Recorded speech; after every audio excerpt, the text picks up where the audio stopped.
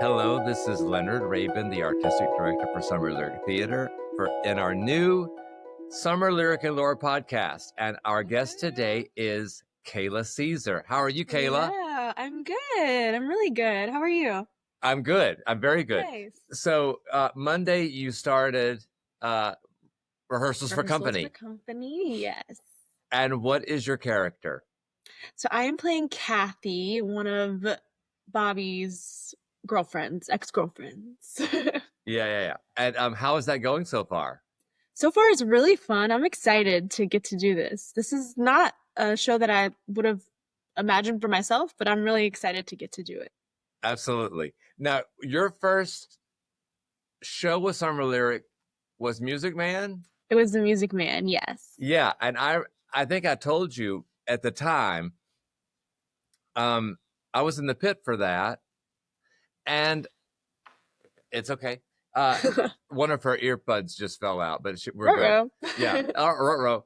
I remembered you were in the ensemble, the dancing It ensemble or was. the ensemble, and I would just look over. There was a particular point on stage left. Stage left. You were sitting, and just doing business with people, reacting to the whatever's happening in the town hall or whatever it was. Right. And I was just so drawn to you. Ah. I mean, you were just so in it. I mean, and not in a way of pulling focus at all, but you were just in it. And I thought, this is a really talented person. Thank you very much. I really appreciate that. No, it's hard to do. I think it's hard to do, even as a performer, to kind of like, how do you walk that line of not being the person saying the line, but still in it without being like mugging for the audience? You know what I mean? And you've Right. really got a really rare talent there, I think. Thank you. Thank you very much. You're I'm a dancer first, so I typically am in the ensemble, and I think that's one of my favorite things about being in the ensemble. Is Yeah. as an ensemble or as a lead person, your story is written literally. You have to follow a book, but as an ensemble member, you kind of get to make your own story. So I like to live my life in the background. I get to make whatever story I want for that show. So that's You always know, really fun for me. nobody has ever said it to me like that. And I think that's really beautiful, because that's Yeah, exactly what's happening. You have the luxury of just kind of, I mean, even the main characters right there on backstories, whatever was not implied or explicitly written in the script. But for right. an ensemble member, you have to just do it all. Yeah, sky's the limit. The sky is the limit. I love that. So, uh, what is your favorite scene that you do in company so In far? comp Well, not so So far, far, but just in studying the script and everything. well, like I said, I am a dancer, so I love a dance number. Kathy's scenes are short, but I think impactful. So she has one scene in particular, that I think is going to be really fun to get to play. I'm excited about what Leslie's vision for the show is. She has set the show very concretely in 1971, whenever the show came out. So I think that is going to be fun to play with. I think that's going to maybe add a little bit of depth, just contextually, to the show. So I'm excited about that. And I'm Have you excited to seen get what to your play that. costumes are yet? I haven't. Today I have my fitting, so I think that always helps. That always adds to the story for me. So it'll probably be something really 70s glam or something like that, huh? Yeah. Yes, I'm excited. I don't know, Kathy to me doesn't seem like a glamour girl, but Yeah. I'm sure whatever she's wearing is gonna be really fun. Well, what if not a glamour girl? How do you see Kathy? Well, I think Kathy is written as kind of the girl next door. Yeah. So I think that'll probably be kind of my lane. Yeah. But we'll see. Have you started rehearsing You Could Drive a Person Crazy yet? We did that one yesterday, and I'm really excited about that number. How did it go? Because that's a tough one. Yeah, it's lots of harmony, but Yeah.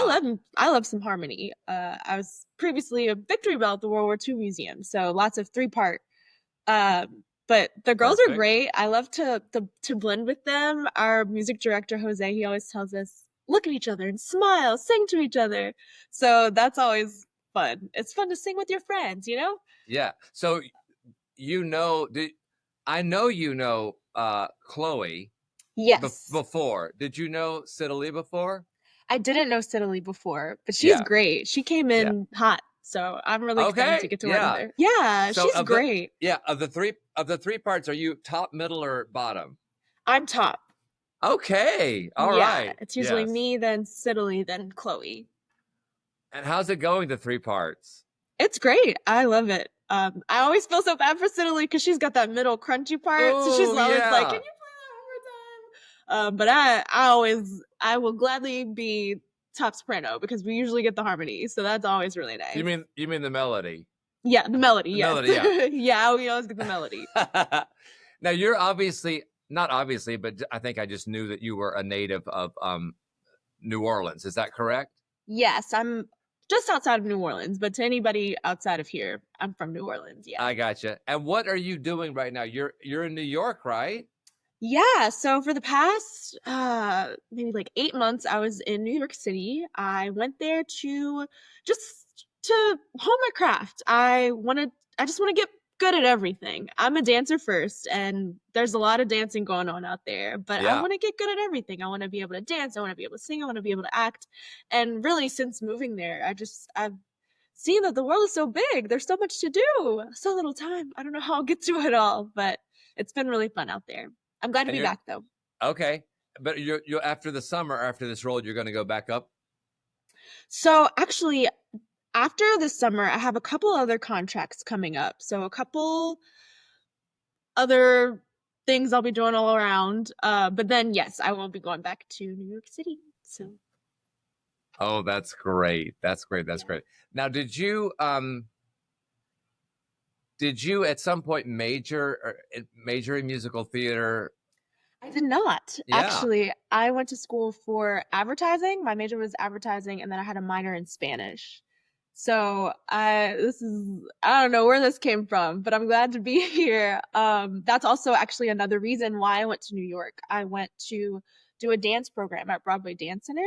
So it's always nice to just have a little bit of education to back you up. But I coming from a different background is kind of an interesting adventure. I think I just have different experience that I think I can bring to the table. Yeah. That even makes you more impressive because you did a lot of the people who major in musical theater and whatnot. They've got, acting one, acting two, acting five, whatever, and all of these things. And I think you're just intuitive and talented. Thank you. Thank you very much. You're very welcome. So, what? Let's see. What can we talk about with Company? Company is one of my very favorite shows. It may be my favorite show. Um, it's not. It's not the most cheerful thing to watch, right? Yeah, it's not your typical musical theater show. I Yeah. noticed that whenever, when I was studying for the show, it's not dance number, dance number, dance number. Yeah. But I think it's a thinker, and I think if you are willing and just if you're willing to kind of lock in and pay attention, it's got something good to say. Absolutely. Have you ever seen the show before? Not live. I've seen a few slime tutorials, but never live. Yeah. Yeah. And I'm thinking of Bobby. Recently it's been done by a female actor. Yes, I did see that. Yeah. And I don't know if you know this or not, but when Broadway does really inventive reimaginings like that, us lowly people Yeah, we're not given that same opportunity. right. So we're obviously going the More traditional route. traditional route. But let's see. How is it But work? Yeah, go ahead. well, I don't know if I can say this. You said this is edited, so that's Yeah, great. if there's something we need to slice out, I can just slice it. Perfect. Well, I that's something that I'm excited about. Even like I said, this is not a role that I would have originally thought of for myself. one, because I'm a dancer, and typically when I hear Sondheim, I think singer, singer, singer. Yeah. Not necessarily my lane, though maybe we're trying to change that narrative. But also just like as a Black female, I just never really saw, when I saw the call for company, I was like, I don't know if that's gonna be for me. I didn't really see myself in that. But like I said, with Leslie setting the show in 1971, I think that's gonna add a little bit of depth to it, in that, I mean, racial relations are still, rocky, but 1971 things were different than they are even now, and an interracial relationship at the time, interracial marriage had only been legal for a couple of years at that time, so I think that is going to add a little bit to the show. No, I think this is the kind of stuff I love talking about. Perfect. Absolutely. Great. So yeah, so I that's going to be part of your story, and I'm sure Leslie will address it in some way Yeah. as well. When Yes. in my other life with the Sacred Nine Project, I do American history stuff via music, via theater, all this stuff. And Right. one thing the thing that keeps coming back again and again is that no matter how far we think we've come Absolutely. today, it's when you We still really got. take a sober look at it, it's there's so much more to do. And I think Yeah. looking at it through the lens of 1971, well, I think help people reflect on that. Absolutely. And I'm excited to get to be a part of that. I think Yeah. so many times I feel like as a dancer and as an ensemble member, I'm creating my own story, and that's for me. But a lot of times you just kind of have to sit back and say, yes, 5, 6, 7, 8, it's on the left foot. Yes. But I'm excited to kind of get a little bit of autonomy and to be able to bring a little bit of myself into that story. Yes, I love it. Now, earlier you just said, but maybe we're trying to change that narrative about. Can you say more about that? Yeah. So I'm a dancer. I'm a dancer through and through. But I also have other things to offer. I sing and I act. So this is actually probably this is the biggest role that I think I've ever gotten to play. So I'm excited about that, and I'm excited to step into not just an ensemble queen, because I love that for myself, but Yeah. but I'm excited to kind of step into a little bit meatier roles and into things with words and, a little bit more for me. Yeah. Yeah. Can you describe your scene, one of your scenes? There might just be the one major one with Bobby, Right. and what that entails. So we are in a park and we're just talking. We're talking about life and love. We are talking about us. And I think this is kind of where you see throughout the story, I think Bobby's a little confused. He's a little confused about life, and that's okay. Me too. But I think this is one of the rare, like, honest moments where you get to see where Bobby's heart is. Yeah, that's so great. How is it? Have you worked with Leslie before? I did. I have worked with Leslie before. We have worked at JPass together, Okay. Jefferson Performing Arts Center Yeah. Society. Yes, I Uh, think it is Society. Yeah. yeah, we did Young Frankenstein together. It Oh, was I saw actually. that show. Yes. Yeah, it was. I Uh-huh. worked with Leslie, and then Michael Paternostra, who's just in a chorus line. He Yeah, was also in that show. So, that's right. And also so- Scott Sauber was in that show, and Scott, yes. who's So in this lots of, show. yeah. Mhm. So did you know most of the people that are in this current cast? I know a lot of people in the cast, not everyone. And if I don't know them, I know of them. Yeah. So it's always really fun to get to work with people that you sit in the audience and you think, wow, these people Yeah. are so good at this, and it's fun to get to actually work beside them and to watch them and learn from them. So Yes. that's exciting for me. You were in Anything Goes last year, right? I wasn't anything Yes, goes. as one of the what do they call One of the angels. the angels, right? Yes. So then you Yes. obviously know Keith and Leslie, who are two of my Yes. favorites. Yes. And Comedy they're in this Gold. what is it? Comedy gold. Keith is Comedy gold. hilarious. Leslie, voice amazing. I know, so good. Power And couple. they're not playing spouses in this show, but spouses to No. somebody else. Yes. Did you Which know is fun. Meredith Long before? I did know Meredith, and I really love Meredith. Yeah, she's great. She's great. And that's one thing about like leaving and then coming back that I've noticed is people think when you go to New York, like they're all these big, impressive people, but like don't sleep on the talent in New Orleans. People here have done amazing things, like tours and I don't know, cruise contracts, and they're just all so talented, just as talented as anybody that I've seen in New York City. So it's been really fun to get to watch them work and to get to hear about their experiences in New York. They did the same thing as I did whenever they were my age. So Yeah. it's fun to see that and kind of gauge my trajectory. Where will I be, whenever I'm a Meredith or whoever else? Absolutely. Well, there's another Meredith in the show. There are two Meredith Owen. Merediths. Yes. Yeah. Did you know her before? I didn't know this Meredith. Yeah, she's Um, great also. I'm excited to get to meet her more. And we're kind of, early into rehearsal, Oh so I'm yeah, of still kind of course. like, what's her name again? Yeah. But I'm excited to get to meet everybody and get to know people a little bit better. That's great. Have you ever performed a Sondheim of any of Sondheim shows? I don't think I have. I saw Sweeney last year Yeah. at Summer Lyric, and Yeah.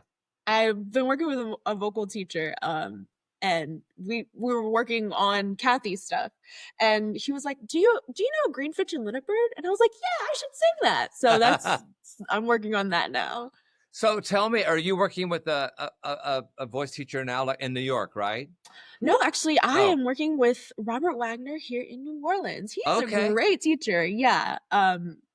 And I don't know how the prices here in New Orleans are better than the Oh, ones out in in New York City. I cannot even So imagine. yeah. So anytime I'm here, I'm like, "Hi, Rob, you want to get together?" So when um, you train as a soprano then, I or do. I'm a coloratura. oh, okay. Yeah. So what's one of your, what are a couple of your favorite songs to work on?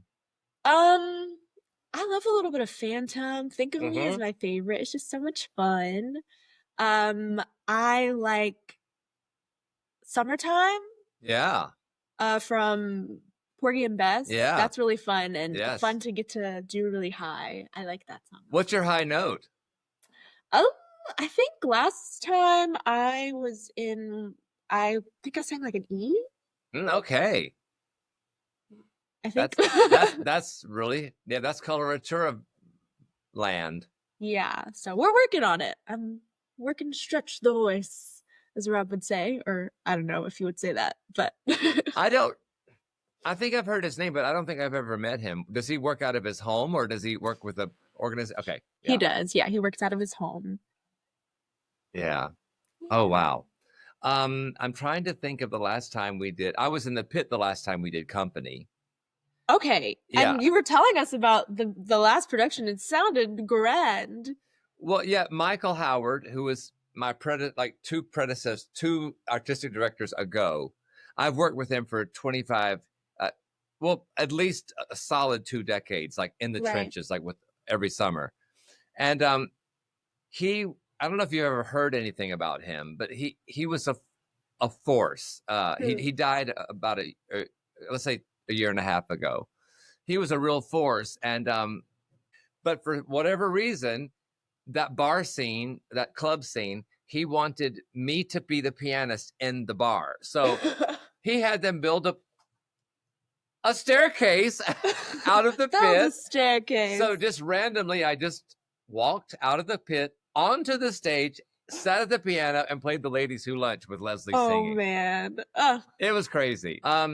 So you kind of hinted at this earlier, and if you don't want to talk about this, we can just slice it out. No But worries.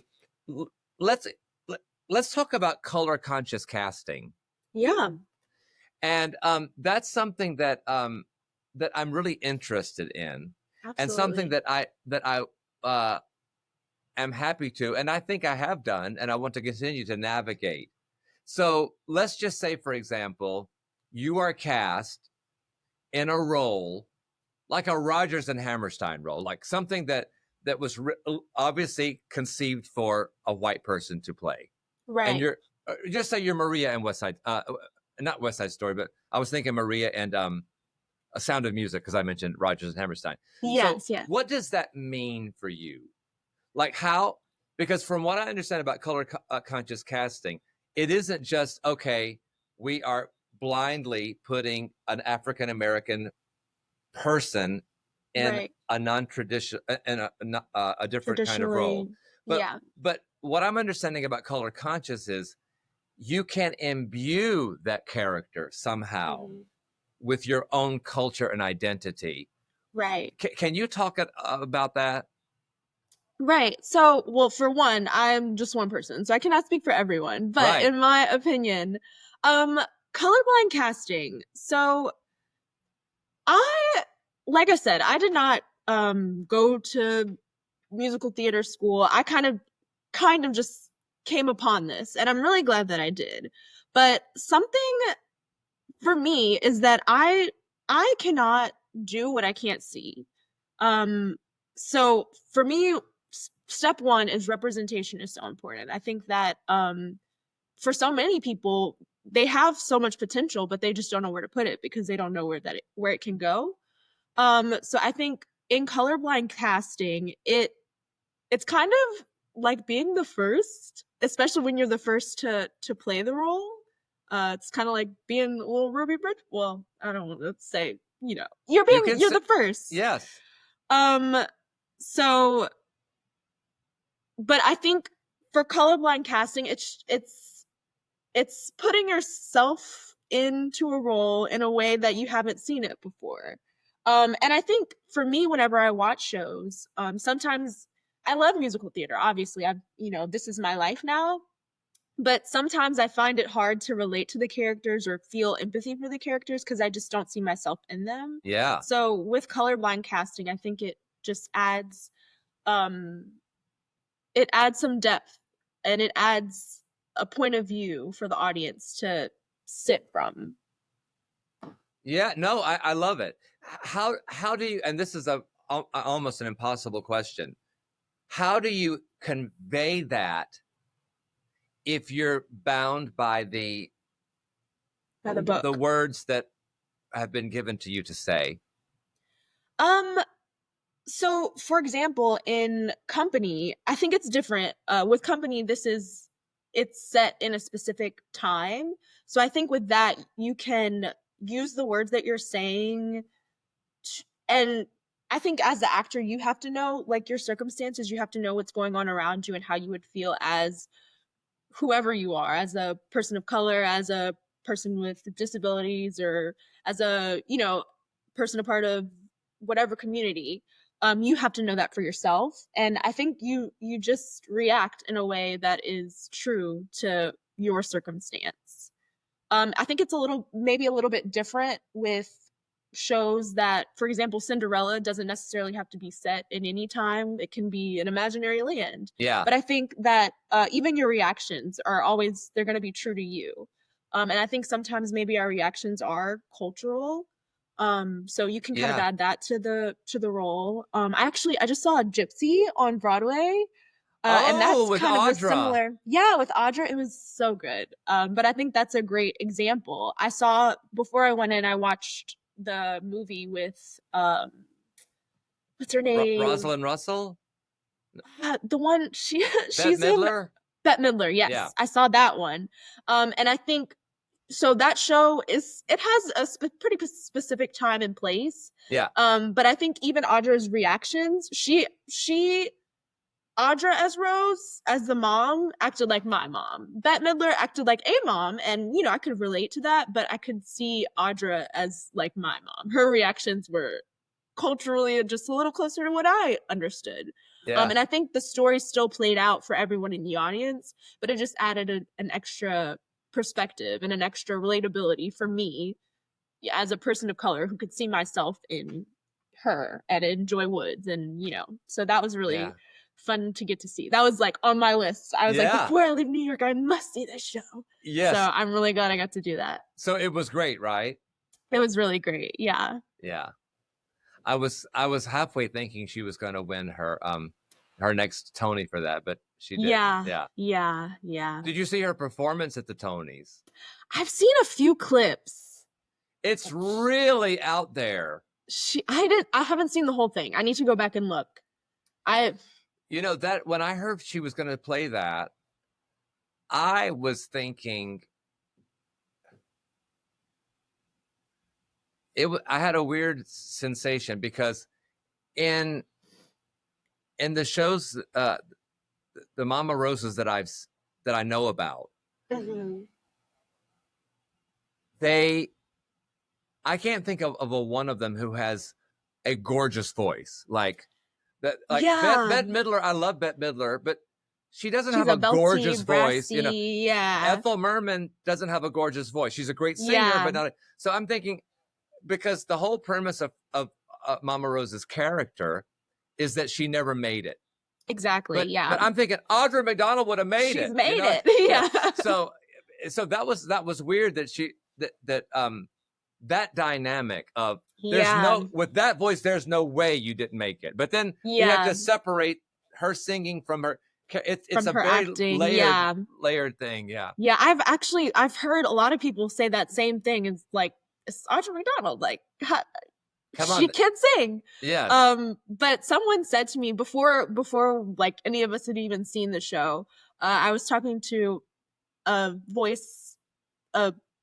music person out there, and he was saying, I have a feeling that, sorry. Okay, that's okay. Hi, Dad. I'm doing a podcast right now. Okay. Thank you very much. You're being recorded. I'm being recorded. Very well. Thank you. Hi, Dad. You gotta love that. Oh my goodness. I knew that was gonna happen. I knew that was gonna happen. I think it's very sweet. Thanks, Dad. I will eat that later. But yeah, so I was talking to a music person out in New York before we even got to see the show, and he had that same thought. He was thinking, you know, I don't know how she's gonna sing it and how people are gonna take it. But he said, I have a feeling that Audra is going to sing it in a way that makes you forget about any other production that has ever been done. And even watching it, I was watching specifically for that, because even for me, I often, like I said, I'm a coloratura soprano, and musical theater right now is very like belty and poppy. And so sometimes I don't know how to fit myself into that. Yeah. But she did it. She made choices that were really smart and really, she wasn't trying to be like anybody else. She just did what she had. She brought what she had to the table. Yeah. And that was enough. And so I think that is important as an actor, as a person, and even when talking about colorblind casting, I think that's really, that puts it into, you know, that's it. It's bringing what you have, regardless of what any other production or any other person has done. You're just doing what you can do, because that's all it can do. You're bringing yourself to the table. I think let's leave it there, because that's words to live by, I think. Yeah. Kayla, thank you so much for doing this. Thank you. I'm so glad I got to do it.